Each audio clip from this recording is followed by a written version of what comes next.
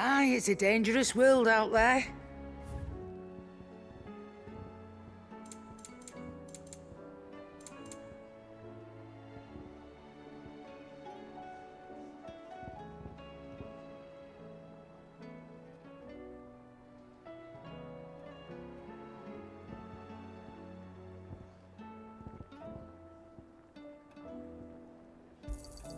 It'd better all be here. You're rubbing me blind, you know. It'd better all be here.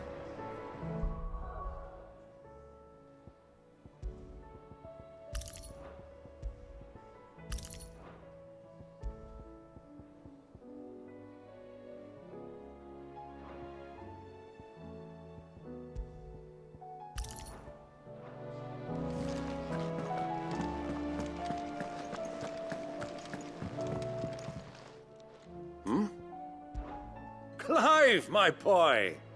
Rutherford informs me that we owe you our thanks. Hadn't intended for you to get involved, but such are the times we live in, huh? I would have done the same for anyone else. You're far too modest, Clive. You'd make a terrible nobleman. But tell me, is the realm truly in as dire a state as Rutherford suggests? From what little I saw, you were right to be worried. I suppose I should have expected the worst. But I was rather hoping the great and good of the realm might have things a little more under control. Alas, it seems that firm leadership is in short supply these days, and without it, the people are bound to lose their way. We must move quickly. But where do we start? True, the challenges that face us are many. But in my estimation, there are two key areas to be addressed before any other. The realm's armies and her larders. As you've seen firsthand, it's every man and woman for themselves out there. Certain cities have banded together to try and maintain some semblance of order, yes, but such cases are few and far between. And yet, the only remedy for the chaos that faces us is unity. A unity that transcends even the borders laid down by our ancestors. In short, if Storm does not stand together, she will fall apart. But how would one even begin to unite the realm? The armies, my boy. As I told you already, we begin by restoring order among the ranks of those sworn to maintain it. Sadly, I doubt I could convince even the lowliest gaggle of privates to dig a latrine together. But I do know someone the High Commanders have been known to listen to on occasion. Field Marshal Eugen Havel. I thought he was retired. He was, until an Akashic army tore through Randalar and killed most of the rank and file. There is no man alive more capable. Literally. And as luck would have it, I've already spoken with him on the matter. Of course you have. And he's agreed to help. On one condition. That he first speaks with you personally. Havel has always been a man of frustratingly rigid principle, and he has certain qualms about clasping arms with, well, with an outlaw. I extolled your many virtues as best I could, of course, but the old goat was adamant that he be allowed to appraise you in person. You don't mind, do you, my boy? Of course not. As long as chaos reigns, we will never build a better world. I'll do whatever it takes. And if the Field Marshal wishes to speak with me in person, then so be it. That's the spirit. I'll leave for Randalar at once. Would you send a Stolas? Of course. Rutherford is already in the Dalmekian capital. I'll have him tell Havel to expect you forthwith. Excellent. Thank you, Uncle. No, thank you, Clive.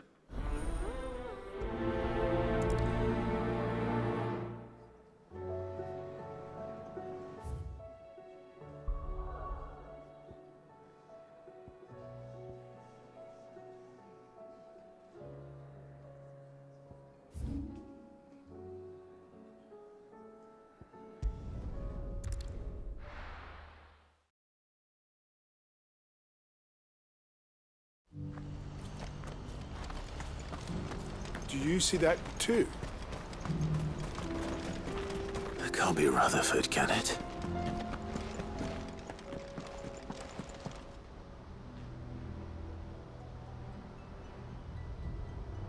Turncoats and cowards, the lot of you! If it's a fight you want, it's a fight you shall have! Allow me. I don't need your... Please, Field Marshal, oblige him. This won't take long. You're right. It won't. Men, finish him.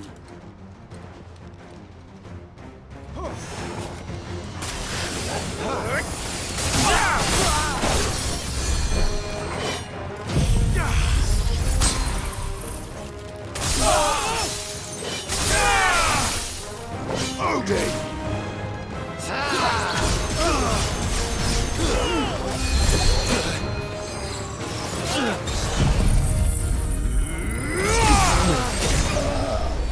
It's over!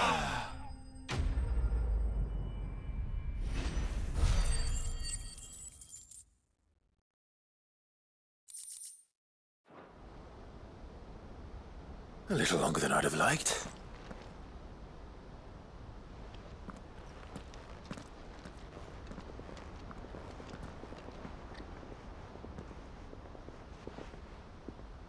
Field Marshal Havel, I presume. Are either of you injured? No, my lord. You arrived just as our escort turned on us. Fucking traitors. I'd heard reports of soldiers in the outlying regions abandoning the oaths they swore. But I hadn't thought the corruption had reached so close to the heart of the Republic. It's a fucking disgrace. Your interfering old bastard of an uncle tried to warn me, of course. My Lord Marquis. Or is Sid the Outlaw more to your liking?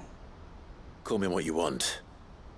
It doesn't change who I am, or the urgency of the message I bring. My uncle has a plan to right the realm, and he needs your help to see it through. Before I agree to anything,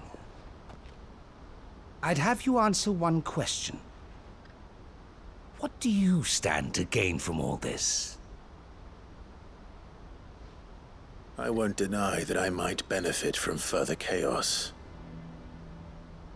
But I seek a new beginning for all of us. And while the choices I've made may not always have been the right ones, I know I made them for the right reasons.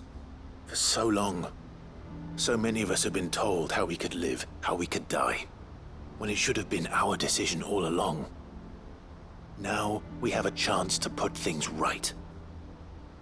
But in order to take it, we must stand together.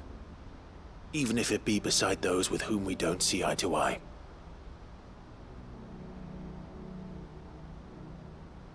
Certainly not the words I expected from an outlaw. But perhaps your uncle was right. You are no ordinary outlaw. I'll never hear the end of this. All right. I'll start by ordering my most trusted guard to bring the Dhalmekian fringes under control.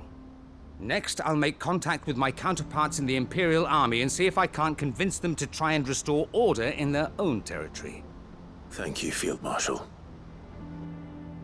But they are not the only ones we will need to convince. What do you mean?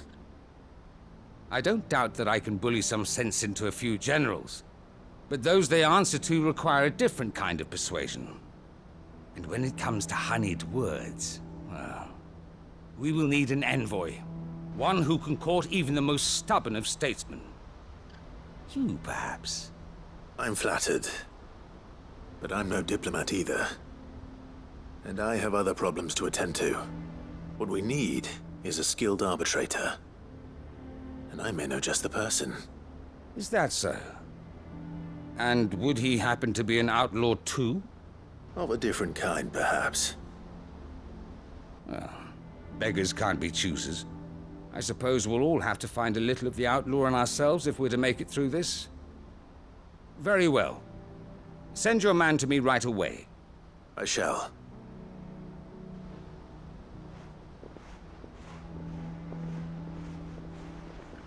My Lord Marquis,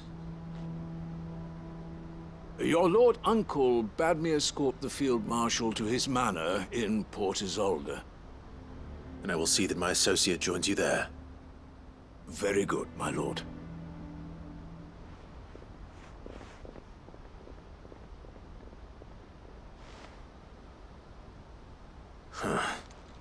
An envoy.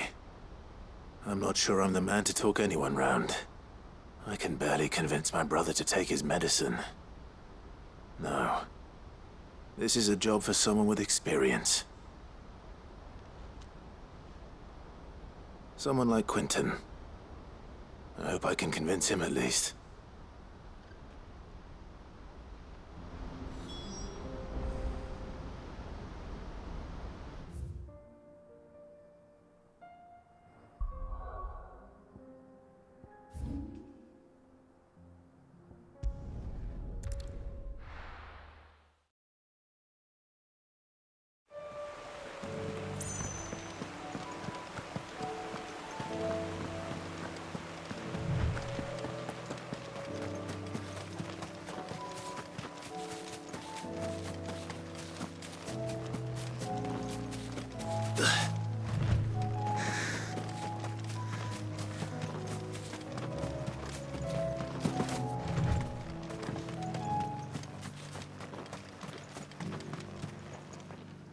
Quentin, I have a proposal for you.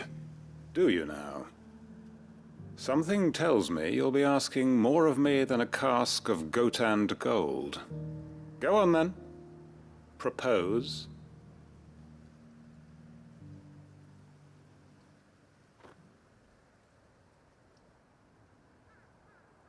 You'd have me convince the chiefs and chamberlains of the realm that they should simply swallow their pride and do the one thing that has proved impossible for thousands of years. Was there anything else? Perhaps I can fetch you a meat pie as well.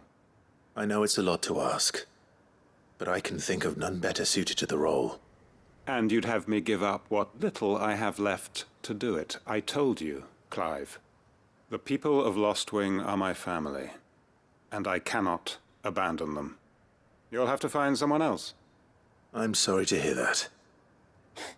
So am I. And why might that be? What he's asking.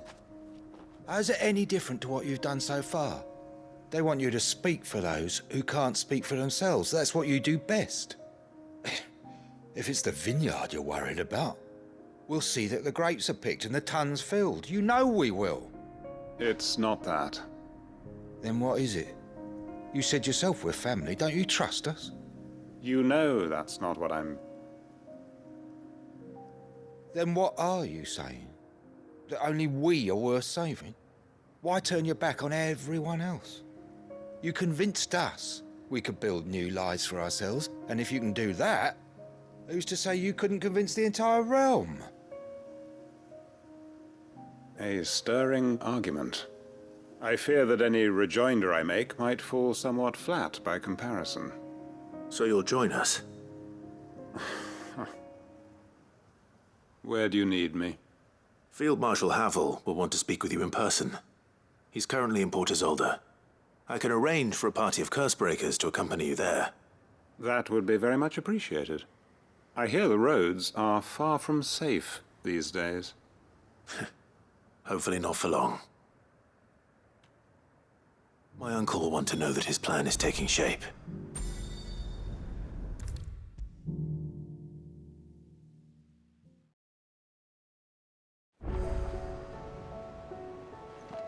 Uncle, I bring good news. The Field Marshal has agreed to your plan. Ha! Of course he has. I didn't doubt you for a moment, dear boy. Rutherford is accompanying him back to your manor in Port Isolde as we speak. They will await your return there. As will one other. One other? Who, exactly?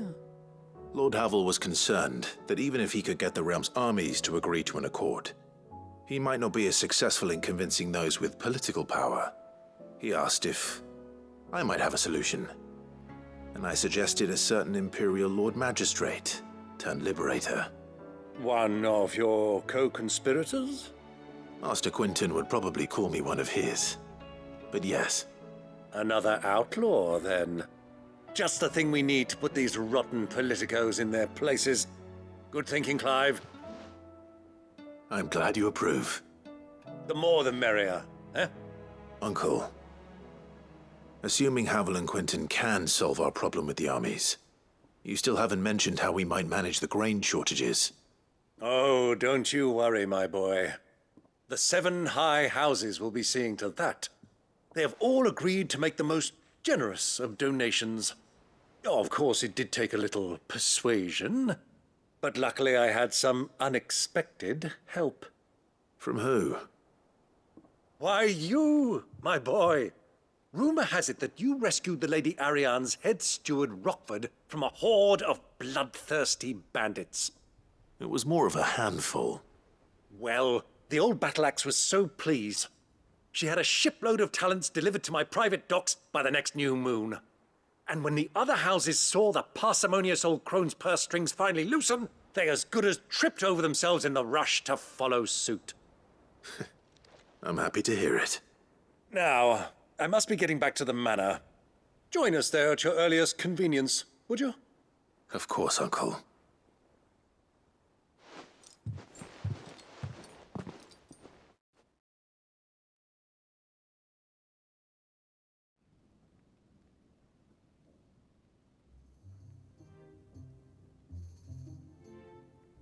And how, pray tell, will we get that grain to the capital if the roads are still overrun with Akashic? You find another bloody road. I only have so many men, and I'm not about to send them headlong into an ether flood. That is, unless you'd have them turn as well. Well, I'd certainly eat less. Says the man with a belly bigger than a band of curls. My soldiers actually need their rations. Without any food to keep them going, they'll be dead even before you've sent them on your fool's errand. If I may, gentlemen, perhaps I might suggest an alternative approach. Though supply routes are indeed disrupted, there is no shortage of ships. Indeed, they bob away in every bay from here to Randalar, awaiting a safe haven. Allow them to make port and fill their bellies full of grain.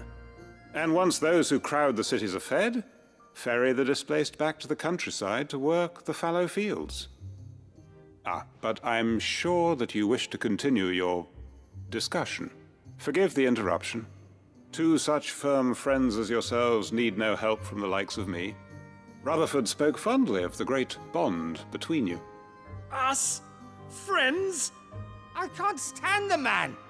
Clive, I'm beginning to question the quality of the company you keep. And what kind of company were you expecting him to keep? The man's a criminal. Criminal? How dare you? You are not fit to breathe the same air as this fine, upstanding young gentleman. Upstanding? He calls himself Sid the Bloody Outlaw! Once more unto the breach.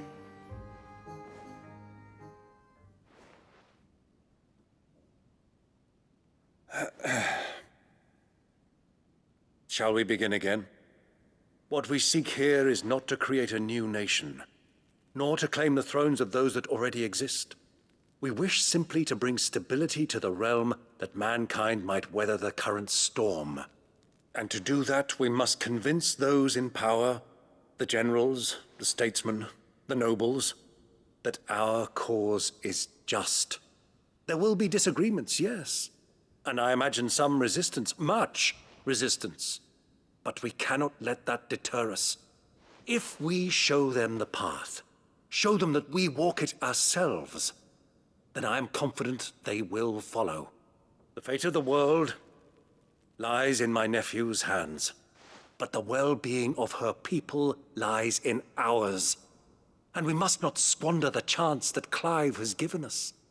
Uncle Byron, Now, with that settled, let's move on to the signing of the accord. For what great moment in history hasn't been accompanied by a little ceremony?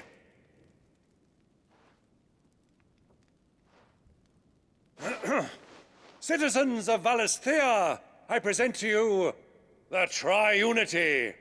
Rutherford, Mike Will.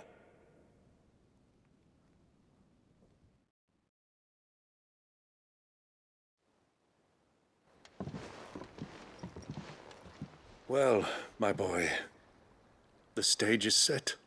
That it is. This is the role you were born for. Now I ask only that you trust in the talents of your supporting cast. We shall play our parts to the best of our abilities, that you might have the opportunity to shine. The realm needs its Sir Crandall. And there is no better Crandall than you, Clive. I want you to keep this signed accord as proof of our faith in you. I will. Thank you, Uncle.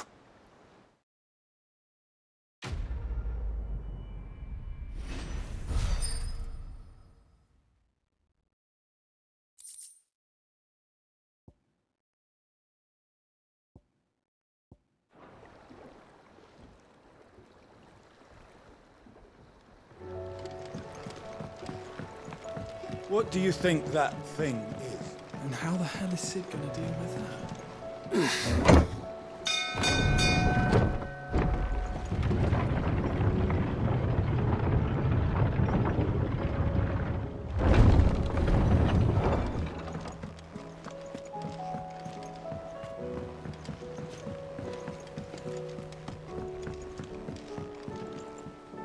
Sid, do you have a moment?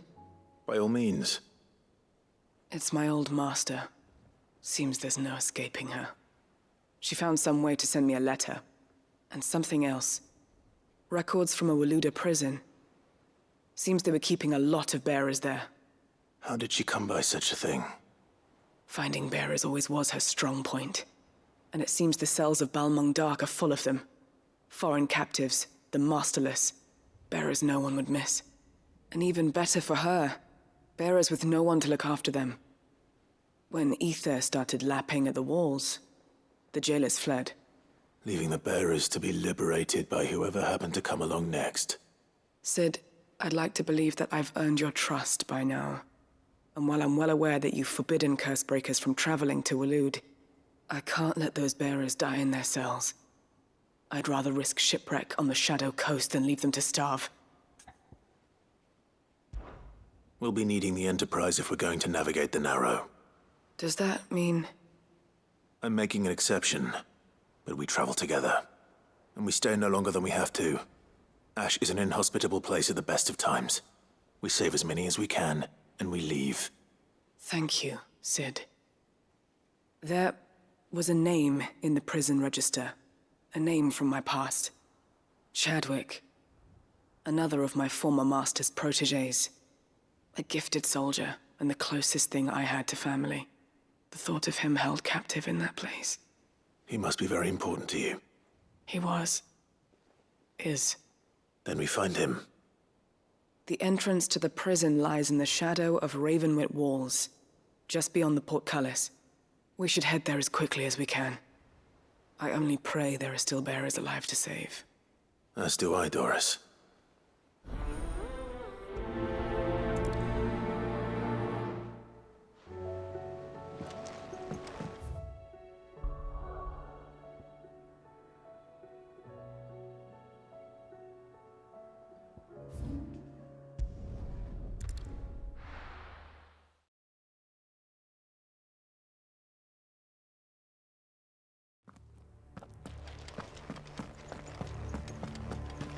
Doris is waiting for me near Balmung Dark.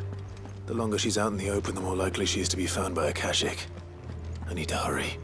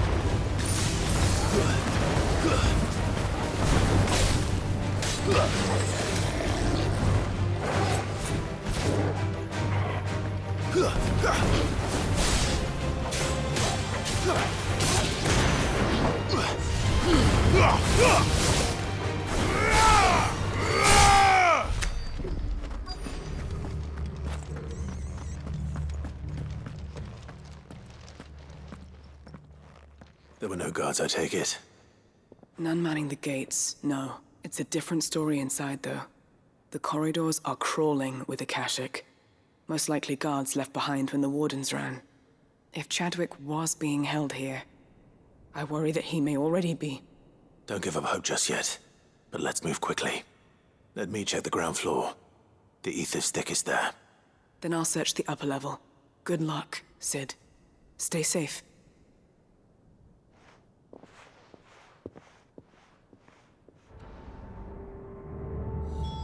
Just how bad are the floods inside the walls? Bad enough to turn a bearer.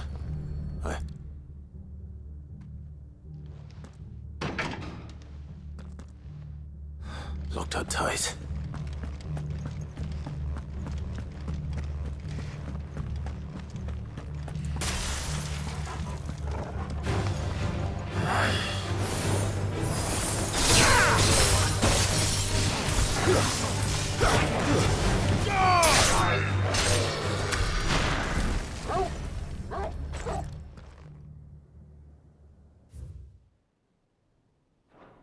So this place was no ordinary prison. And I doubt they'll have taken the creature with them when they fled.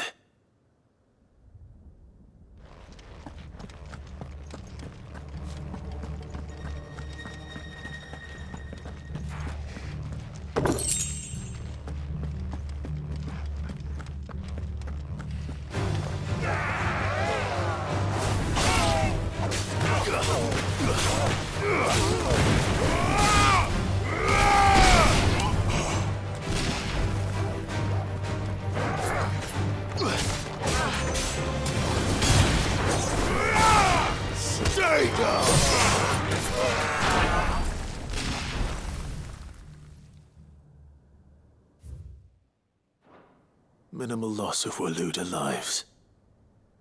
And what happens when they run out of bearers? Even the Imperials take better care of their branded than that.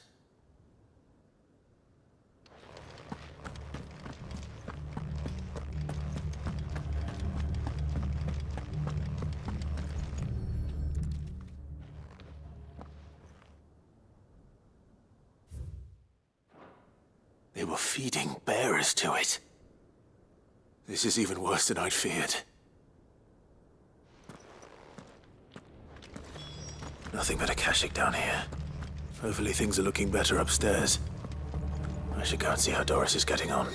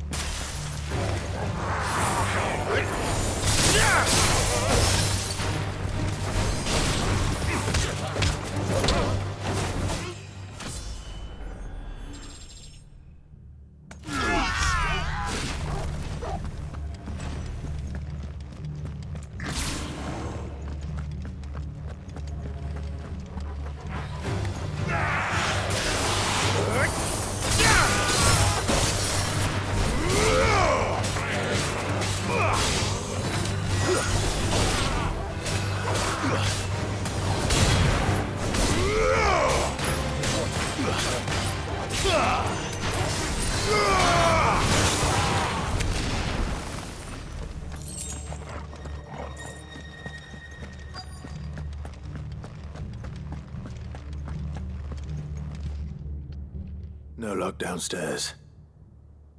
But I did find out that this place was more than just a prison.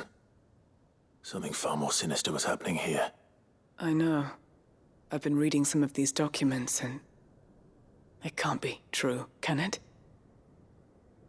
Bearers die every day in service of their masters, but this is so much worse.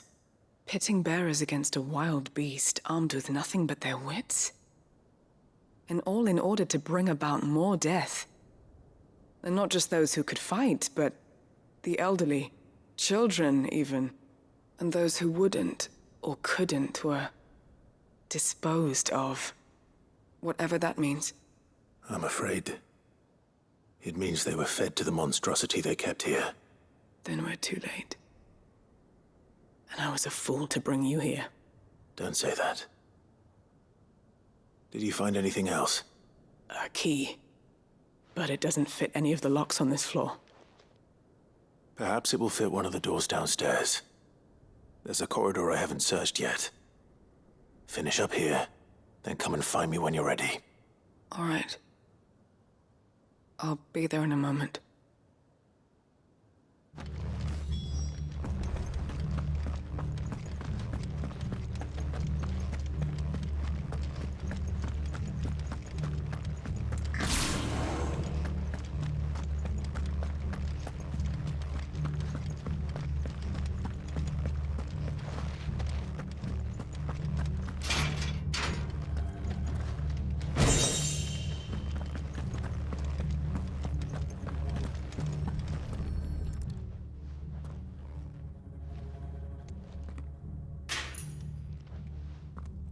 Let's see what we can find down here.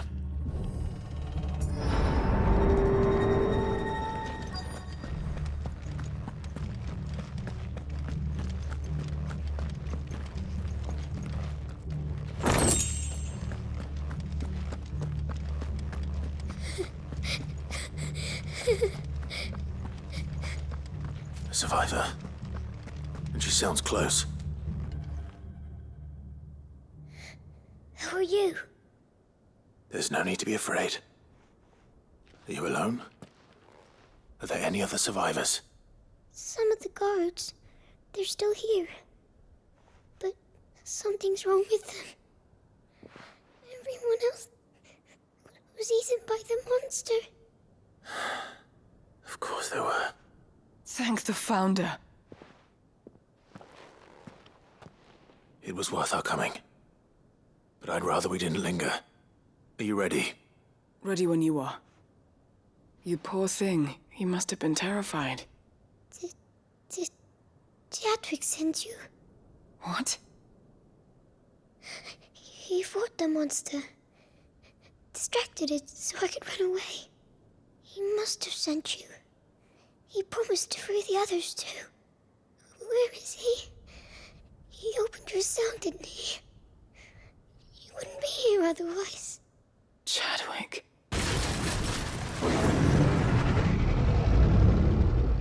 Was that? Monster's back! Chadwick, help! We have to get out of here. Doris, keep the girl safe. All right. You put that bearer-eating bastard in the ground. It's out there waiting for me. I can't let it live. Not if it's got a taste for bearers.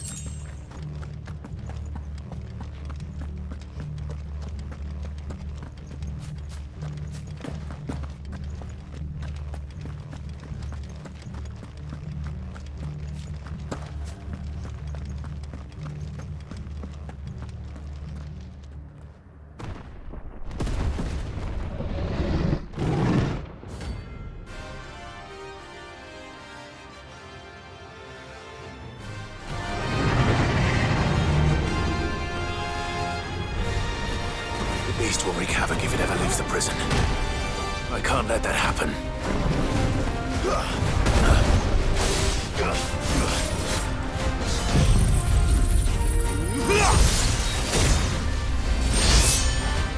Nice try.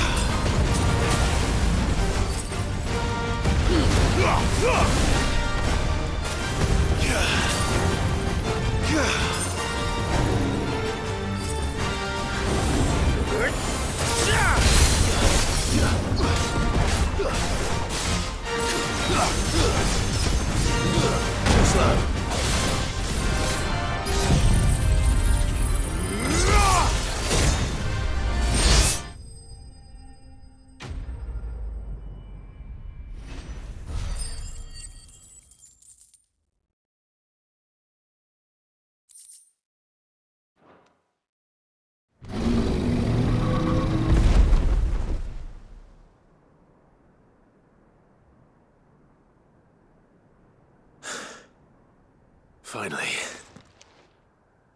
Sid, are you hurt? I'm fine. I think.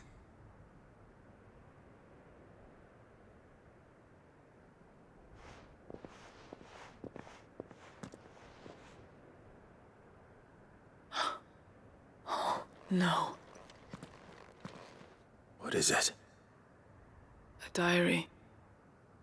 I gave it to Chadwick before we went our separate ways. He was here. Do you think that creature? I'm sure he fought bravely to the last.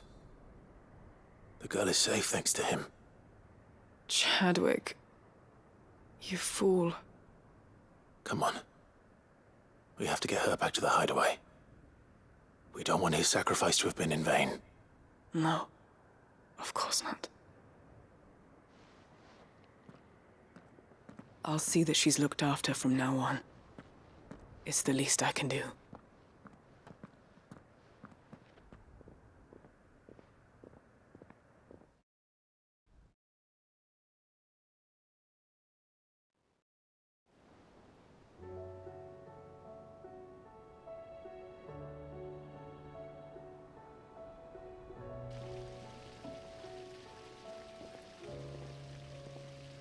From what I hear, you've barely left the girl's side in days. I hope she's recovering from her ordeal. She is. Slowly but surely. She's far tougher than she looks. I thank the flames we found her. If we hadn't... I know. But we did. I'm sorry we weren't able to save Chadwick. There's no need to apologize. Without your help, I would never have found out what happened to him. How he fought to the bitter end to save her. To save Haida Marie. That's the man I remember. The man I thought of as a brother. I wish I could have met him. I'd like to hear more about your past. If you don't mind, that is. Of course. You already met my former master. She trained Chadwick and I to do two things. Kill and obey. We were supposed to be sold to the highest bidder when the time came. But no bid was ever high enough to convince her to part with us. For years, we were her daggers in the shadows. But we could never quite shake our doubts about the things she made us do. And then, one day, we just couldn't do them anymore. So we escaped. But staying together was out of the question. They would have found us too easily. After so many years of training, the pull to serve was always strong. It scared me to think he might have taken another master, become a dagger in someone else's hand. But even in captivity, the battles he fought were his own. And he died not as someone's tool, but as a hero. Haida Marie is proof of that. Bearers can cast off their shackles. And the Cursebreakers will show them how. I'll fight until my dying breath to see it done. For Chadwick, and for all of us. Thank you, Doris. We'll be counting on you.